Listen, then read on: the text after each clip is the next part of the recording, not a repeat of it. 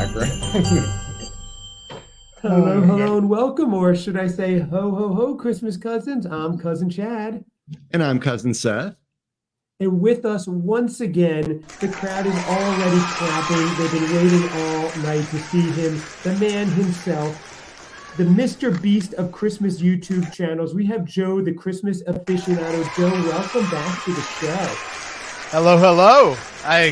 I don't think I ever leave. I mean, at this point, I just sort of stay on. And when you guys start a show, I'm like, well, let me just sit in on this. So, what are we drinking tonight, guys? Are we drinking? What are we doing?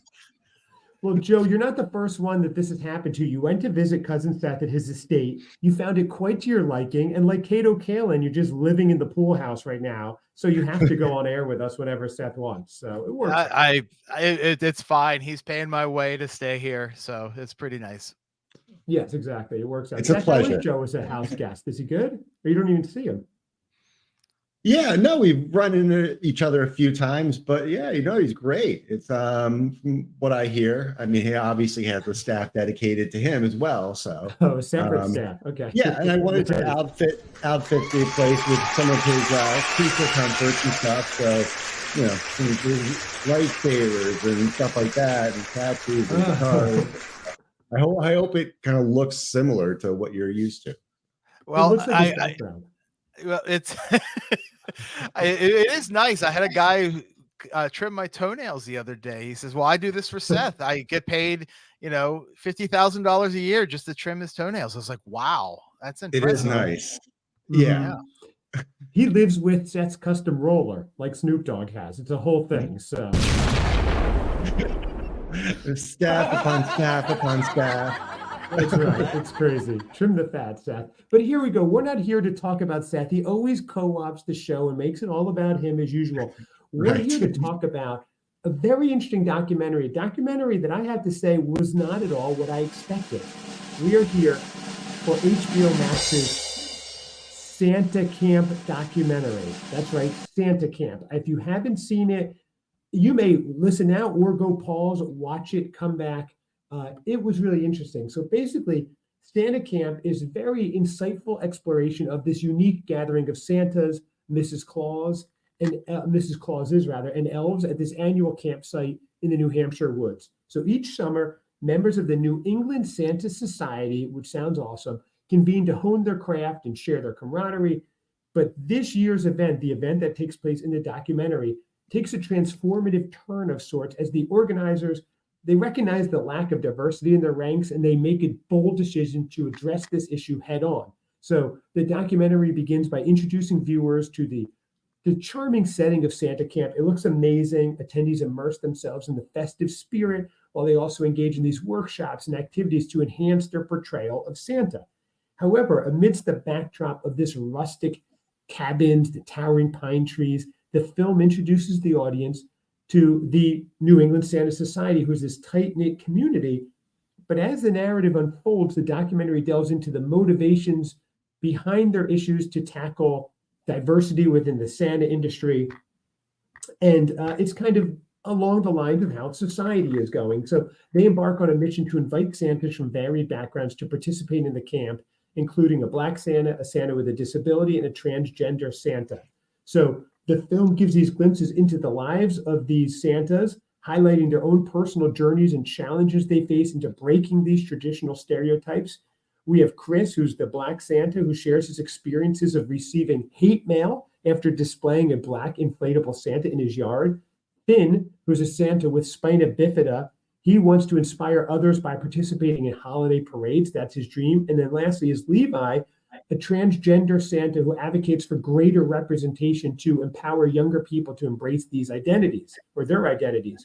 So as the documentary unfolds, we get to witness as the viewers the interactions and the reactions of both the quote unquote traditional Santas and the newcomers. And some do embrace this spirit of inclusivity with open arms. Others grapple with their own discomfort and biases. And we have candid interviews and moments that the documentary captures this navigating the change within this community that's so steeped in tradition. So despite the initial challenges and tensions, the film ultimately celebrates the triumph of diversity and inclusion. They have shared experience, they have mutual understandings, and the Santas come together to embrace the spirit of unity and acceptance, which I thought was beautiful. And as the camp draws to a close, the Santas all depart with these newfound insights, renewed commitment, and basically discovering and embodying the true essence of Santa, which is a symbol of generosity, compassion, and joy. So I want to break this down into some different segments and questions that I have for you guys. So let's start off at the beginning. Right at number one, Seth and Joe, I want to discuss your thoughts and feelings about the documentary's portrayal of diversity and inclusion within the Santa community. But just overall, number one, Joe, did you find this entertaining? Did you like this documentary? I'm mixed on it.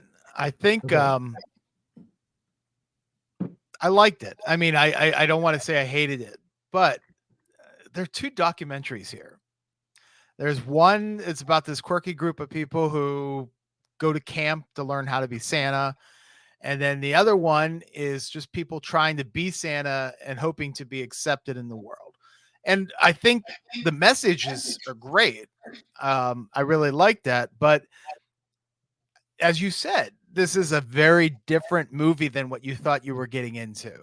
You know, you hear Yes. Santa camp, you think, oh, we're going to have a whole documentary about them at camp. I think the first 35 minutes is at camp, and then the rest of it follows them after they leave camp, which I like as a sequel. I would have preferred to see both versions of this, you know, maybe more expanded. Right. It just I think the difficulties that especially like Chris and Levi had were, you know, it's Chris sad. was the Black Santa and Levi was the transgender Santa. Yeah, and that's awful. That was what was happening to them and how they were being, you know, chastised for trying to be Santa. Because truthfully, anybody should be able to be Santa. You know, I have no problem with that. But I also felt like we got robbed of, like, what we saw a little bit of the training, but not very much. And I'm like, I wanted to see more of that. I wanted to see what they do and how they practice that. And they hinted at things that I thought were not explored. Chris mentions that he felt always uncomfortable and that it was bad moments there, but you didn't really see that. And so it felt like they were glossing over some of the things that the experiences that they had at the camp, and then focused directly on how the public viewed them. And so I don't know. There was like, I think I wanted more. And so maybe that's why, maybe that is good. But I think what I wanted was one about camp and then one about trying to be Santa. And those are the two documentaries that I'd like to see, but separated.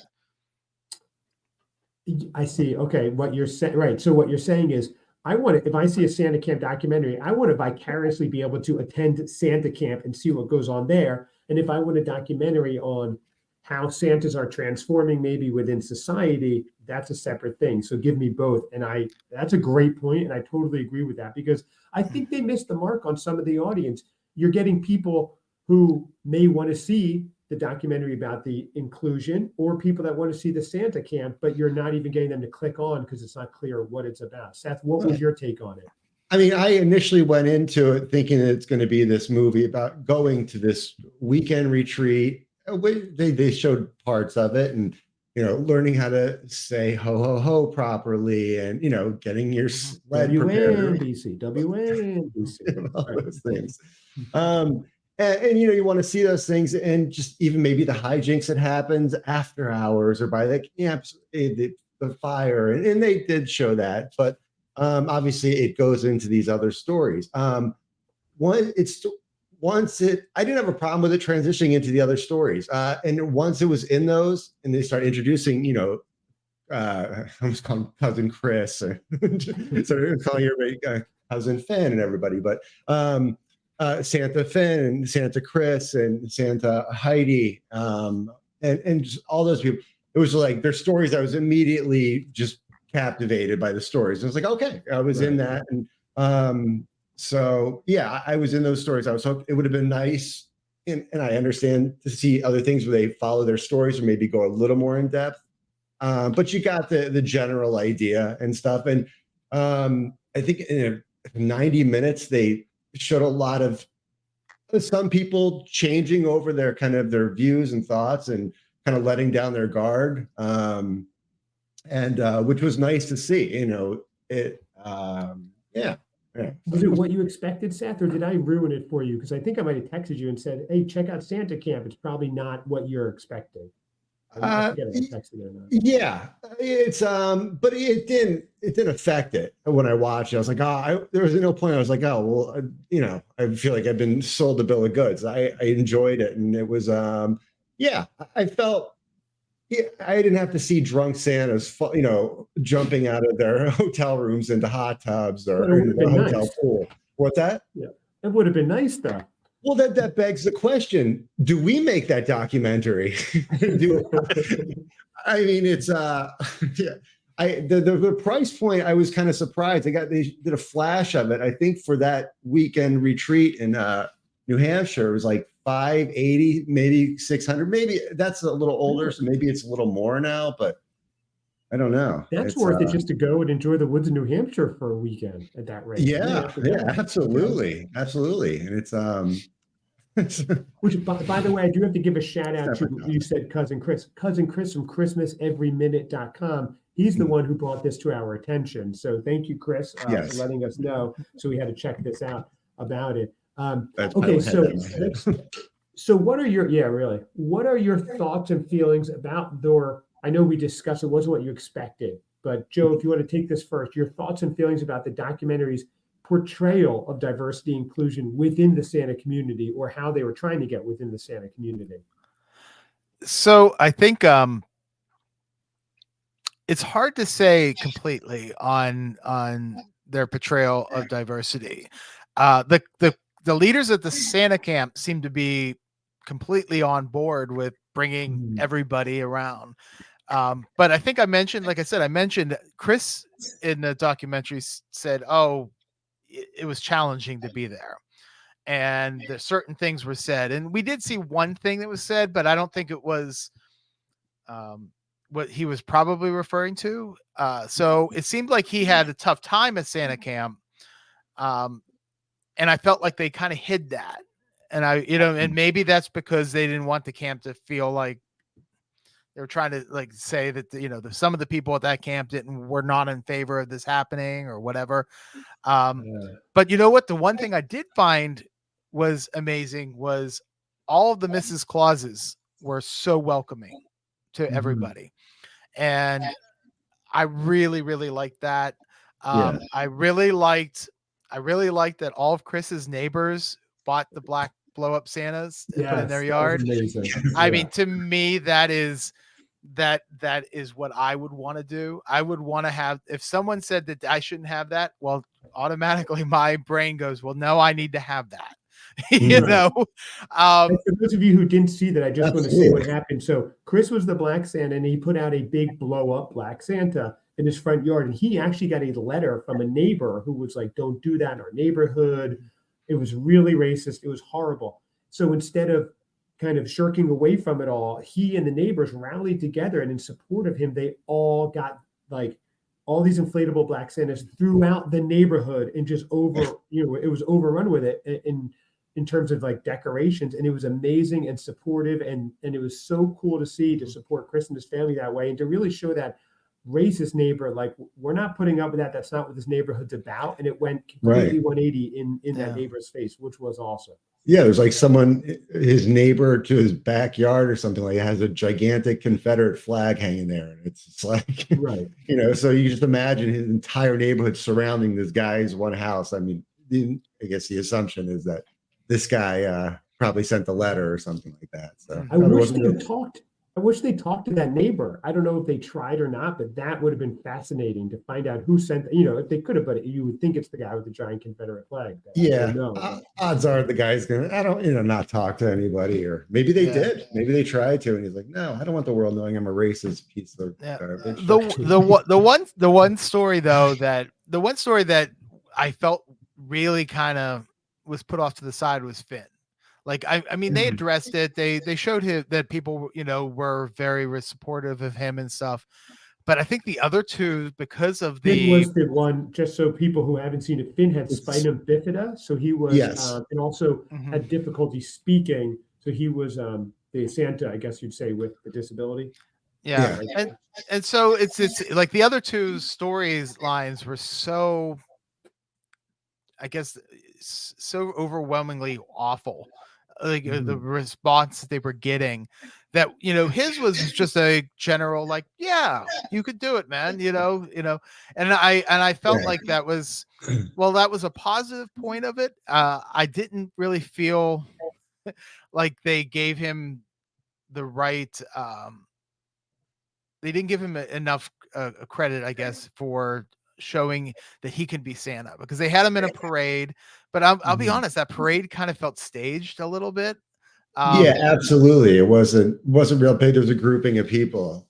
and Yeah, and it and wasn't a big grouping of people. and It and, wasn't. and But if it made Finn happy as hell, then I'm happy for him and no yeah, problems. But yeah, I would have liked to see a little bit more with him, because I felt like the other two were so, like, some of it was just so dire, Mhm. of like the reactions, and a positive reaction to him, to Finn being Santa. I would have loved to seen just a little bit more of that. So I will tell you. So for the better part of 5 years, I had different jobs working with individuals with disabilities, special needs of varying degrees. Couple individuals with very similar disabilities to Finn and stuff like that.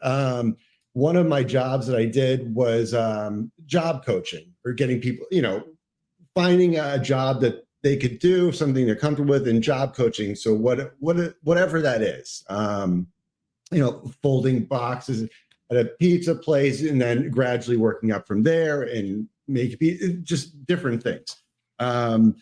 Seeing all the unit.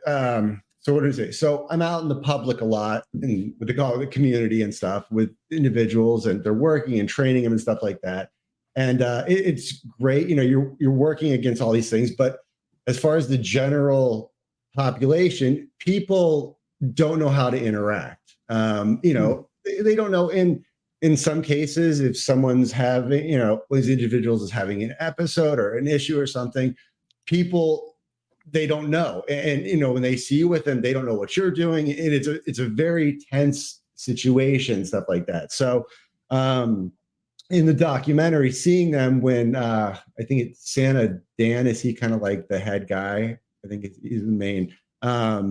He asks questions. He's very upfront with it and open. He's like, I've never been in this situation. I don't know. And so I'm watching it, not necessarily be critical of it, but I'm watching it to kind of see how he's doing it, and how he's introducing himself and stuff like that. And it was good. You don't know how they'll react either. You don't know how these guys who are so entrenched in tradition will react to all this. But Joe's right. Yeah, The absolutely.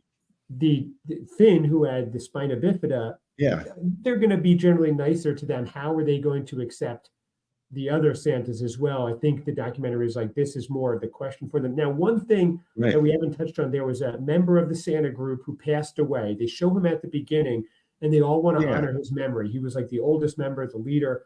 And he said something at the beginning, which was so beautiful. I'm sure you guys caught it because it was resonant throughout the movie. They said, God makes no junk, or something to that effect. I might be getting it wrong. mhm, Which was like, everybody who has been created, they have value, they have worth. There is no junk, so let's honor everybody in all these different types. And that kind of resonated with all the Santas, and gave them leadership to kind of follow through and act the right way. So I thought that was fascinating, because I didn't know how it would go. I thought that these guys might have been like, I don't want any of this. We want to keep Santa how Santa's been, and that's that. And they struggled at times, but they ultimately were supportive, it seemed like, or at least how the documentary went. Mhm. So yeah. Joe, kind of going back to what you were saying about the Mrs. Santa round table. Mhm. That was interesting one, because that was talking about kind of like the shifts in people. But was it Dr. Heidi, yeah, Levi's partner? She has that moment, and it was just Yeah. like, I guess that Explain it form for she people felt who haven't comfortable seen with. Oh, sorry, what's that? explain the moment for people who haven't seen it, because this is a really, and that was my next question, powerful moments of the documentary. So this is perfect. Explain this moment you're talking about, because I thought this is super powerful as well. My wife did too when Yeah, she was watching. Mhm. I think it's the equivalent of like if you go to like a big seminar or something and they have those like breakout groups. So this was the Mrs. Claus breakout group. And the whole idea is obviously the traditional idea of Mrs. Claus, and she's there supporting Santa, and she's obviously a white woman. She's dressed in a certain way, has a certain hairstyle, and that's been traditionally, and from what everybody knows. And here it is, this this couple, and um, you know, so you see, so she's going, it's not going to go as Mrs. Claus. She goes Dr. Claus, or yeah, I think it was She that said to Dr. them, Claus. look, I have a doctorate or something like that. She's like, I have a Yes. PhD. I want to be referred to as Dr. Claus, not Mrs. Claus. This is 2020, whatever. And Yeah. you didn't know how people were going to react because they didn't know her. What were you thinking there, Joe, when she kind of boldly stood out and said that? I didn't know what the reaction was going to be. I like that part, but I think the part that was better was when she goes, the older Mrs. Claus, the traditional way. She goes, I do the things to support my husband, Mr. Claus, Santa Claus, to get him what he needs and all that kind of stuff.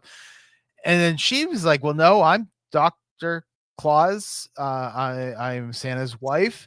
But we support each other, and he supports my needs and I support his. And then that's when that was, to me, that was the best part of the documentary, was that whole scene, because it was just like, all of a sudden, a lot of these older women were like, yeah, I agree with that. Right. Like, why is Mrs. Claus always like put off to the side, and they even mentioned it. They said, oh, when you hire Mr. Claus for an extra $20, you can get Mrs. Claus or whatever, something like that.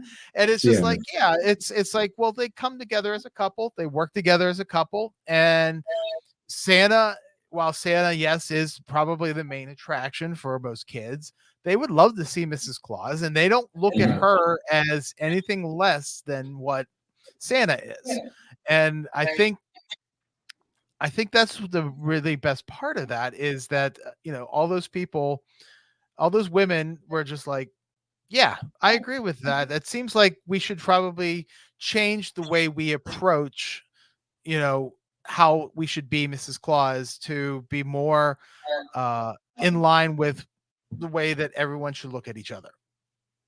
Yeah, I thought it was funny after with Santa, Dan made that comment, or that tried to make that joke in front of everybody and just bombed.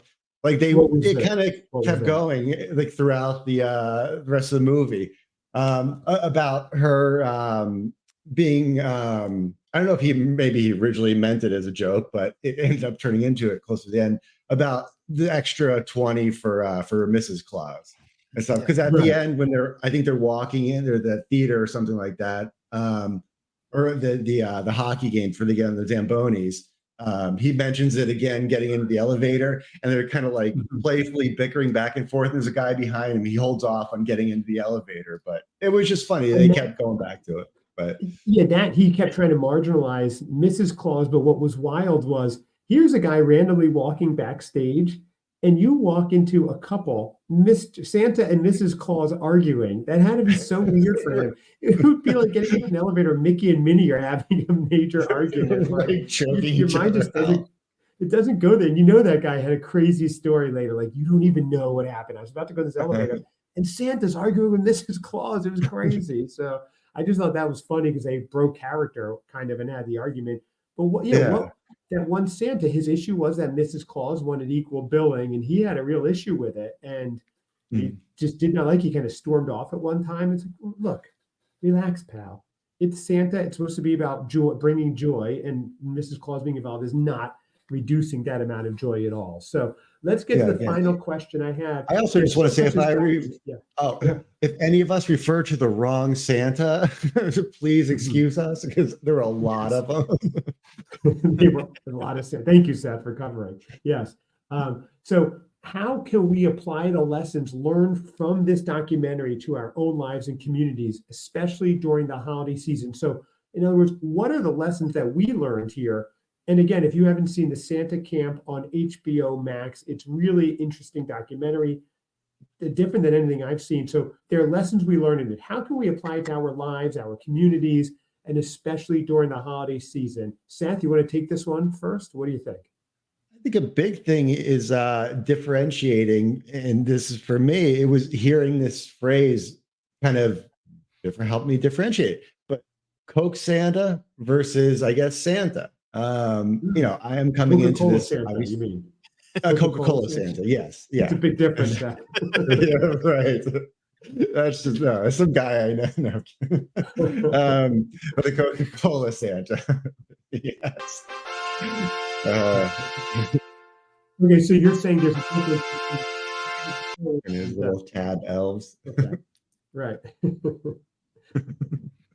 So Seth, get back to you lost it there on your Coca-Cola journey. I know. So the phrase Coca-Cola Santa, and that's what I've seen and I would commonly think of, versus more, it's just like Santa, the idea that it's much more general and inclusive, thing. And it can be anything you want it to be. I know it doesn't necessarily have to stand on tradition. I mean, it's nice. And there's some people that are going to hold to that, enjoy, and they can still do that. And they can still get their white Santa, or now they can get, a trans Santa or anything like that. Any Santa that they see themselves in. They want representation for themselves as well. Yeah. So, yeah, it's perfectly understandable. And it's, nobody's getting slighted or shorted. Nobody's losing any Santas or any access to their Santa. So if anything, there's just more. So I would think that would be a good thing. So, fun fact about that Santa. Yeah, you're talking about Seth. It was 1931 when Coca-Cola first started with that ad. And it was actually based on the image of Santa. They used a live model. It was based on this guy named Lou Prentice, who was a retired salesman. And when he was the model for all the different Santas. And when he passed away, Sunbloom, who was the artist, used himself as a model. So, and then they started using photography. So this is actually based on a real guy in the 30s on the look. So really interesting. Yeah, there's some of the ads had a little dog in it. That was like the neighborhood florist in the area. The whole history of the Coca-Cola Santa is fascinating, but that is how we see Santa today. So Seth, what you're saying is in this documentary, like we've just for 100 years seen Santa one way and one way only. And this is a new way to look at it. So Joe, what did you think in terms of how can we apply the lessons learned to our own lives, our communities, and especially obviously during the holiday season where we try to be a little bit kinder and gentler to each other? We should be all year, but. Well, obviously, first off, don't be a proud boy. Would be my first is what not to do. They were just in my area, apparently. Yeah. Really? Fairly close. Yeah, that's a whole. I mean, I think it. Wait a second. Wait, that was I take that back. I'm confusing that with the documentary. What am I talking about? But that took place very close to me. Well, other things have happened, but never mind. Sorry, I don't want to go off track. So, I mean, I think you see the hate that came out of that and how awful people are, especially the Levi. And Chris got some of the hate, but the one thing that I think there's two things that I took out of that. One, let people live their lives. Let them be Santa. Who cares? Why do you care? If I decided to be the Easter aficionado, I should be able to be the Easter aficionado. If somebody wants to be a Santa, if somebody wants today, no. But if somebody wants to be Santa Claus and it gives them joy, and other people are enjoying it, why do you want to spoil that fun? I never understand that kind of mentality that happens, and you see so much of it in the documentary. But the one thing that I think that the lesson everyone should learn is look at Chris's neighbors and how they stood up and supported him. That's what everybody should be doing if you see the hate that these people would be getting, by standing up and supporting them and showing them love, and saying, hey, you know what? We believe in you. You can do what you want. To me, that's the other part of the story that I liked, was seeing that. And so, yeah, I mean, I think that's the part of the documentary that that was really good at the end. And, I watched this last year when it came out, and, I've been following, Chris and Levi. They're both on Instagram. You should check them Oh, out. really? Yeah. Okay. And, they posted pictures from this past year, of them being Santa and stuff. It's great. So they're following through. They're sticking with it. That's cool. It seems like it. Yeah. Mm-hmm. Oh, that's great. Yeah, that was that what a one isn't pain in the ass. That, I mean, like them having to change locations, and that's going to go back to the theme. But it was just, getting there. It's like they can't just say we're having this event here on this date and time, and people show up. It's like trying to find a rave.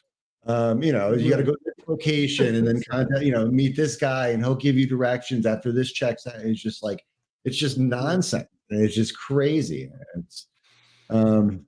It's like trying to find a rave is the quote of this episode for sure. There's better quote. There should be better quotes. Here's one for you. Hold on. What is it? Oh, yes.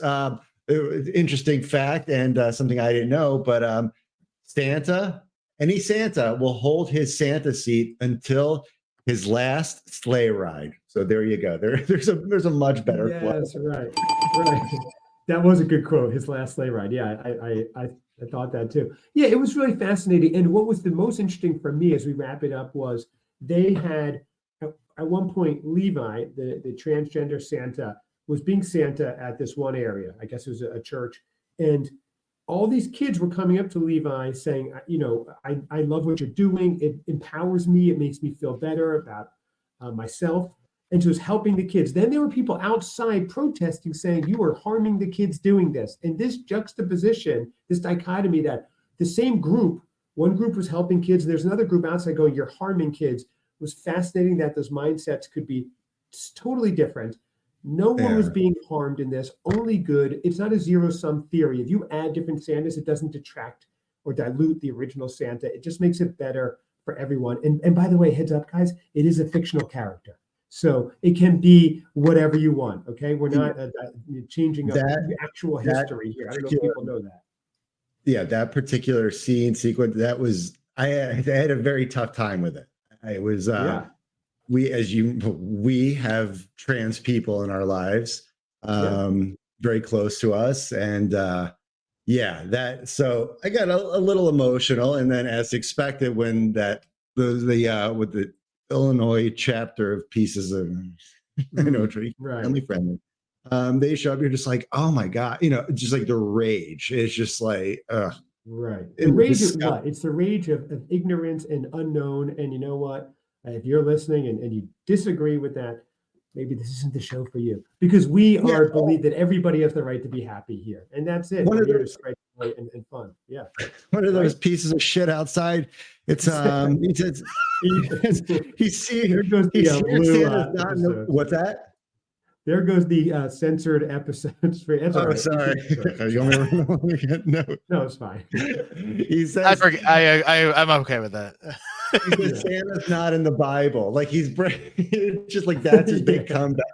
Just like, I don't know. It's what was it? I had some interesting thoughts on that, but I won't go into it.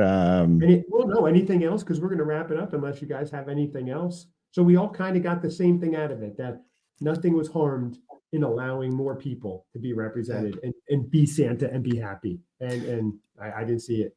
Yeah, So, I think it's worth watching, just to realize that is not going to be what you think it is from the name of the documentary. And I just like I said, I wish there would have been a little bit more of both sides of it. The camp and then like the reality of their lives. Like I was, but I think it did a pretty good job for the length of the documentary that it is. it's not going to be a rewatch constantly for Right. me. I don't think it's something. I think it's a one and done. But I think what the best way we can continue that is just to follow, these Santas on social media and watch what they do, and Yeah, I give never that. thought to do that. I wonder if I can get them on as a guest, one of them. Oh, That I would bet be you, man. fascinating. I bet you Yeah. could. Yeah, That would be I a bet. lot of fun. I'll put on my producer hat and reach out to them later on today. I'll get on, Paul. I That's like that awesome. idea. So, Okay, I'll have to get yeah. their Instagrams or their @s from you, Joe. Later. Please. Well, I could tell you right now. I know Okay, Chris. I know Chris's is. Let me make sure I have it just right. His is. Thought I had it right here and I didn't. Well, as you look it up, everybody check out Joe on YouTube @Christmas Aficionado and Instagram @Christmas Aficionado. You can find us @Christmas Cousins Pod. Email us christmascousinspod@gmail.com. Maybe you saw this documentary and saw something totally different out of it. Let us know your thoughts. That's fine. I'm open for discourse. I always say you can have different ideas, but you don't have to dislike the people with different ideas necessarily. So we're open to hearing your thoughts as well. Is that right? Does that sound accurate? Or does that make Yeah. sense? Absolutely. I don't always say that. I've never said that before. So You always say that. So Chris is on Instagram. He is Black Santa Arkansas, all one word, and then Levi is trans_Santa on Instagram. I couldn't find one for Finn. I don't know if his family would have him have one for him or not. I was not able to find it, but they don't have very many followers, so we should probably follow along on their what they do every year. I'm sure they go dark. I'm sure in the middle of March they're not promoting Santa as much as maybe or, I mean, come on, you got to put out Christmas content all year long, people. Come on, all year long. But I think that's probably still active in the lifestyle. Yeah. I don't know. Yeah. Santa. We'll definitely give them a follow @Black Santa Arkansas @trans_Santa. Also, for those on the Christmas Aficionado page, he's launching the Christmas Summit. That's going to be out. Well, this will be dropping this week as well, this episode, so it will be launching as well. So check that out. And if there's anything else, otherwise, gentlemen, let's wrap this one up. Yeah, I just have two quick things. And I always keep an eye out for it. Those cinnamon cider donuts at the tree farm in Connecticut look amazing. Looked amazing. Good call. But the last thing I was thinking to myself, I'm like, well, what kind of Santa would I be? As soon as I saw that they do like padding, and stuff like that, like they can bulk you up and give you a beard. I mean, I would, if I was going to do it, I'd grow out the beard. It's not the biggest imposition. But what kind of Santa would I be? And I was just like, what would differentiate me? What would set me apart? Santa, a bag of cash instead of gifts. Right. Here, I don't buy yourself something. I don't have the time to go out to everyone's home. I was like an emaciated Santa that kind of rambles on and kind of forgets why he's there. Wait, why are you here? Instead of cookies, they leave you a little nosh, some rye bread or something. Exactly. Here you go. Do you want butter? No, dry is fine. Dry is totally fine. Well, that's how I like it. I like that. Emaciated Santa. Well, now we know your costume for Christmas Con. Joe, thank you so much. Everybody check out Joe, thank you, Joe. Christmas Aficionado. Check us out @Christmas Cousins Pod. Thank you, crowd. Everybody. Time. Bye-bye.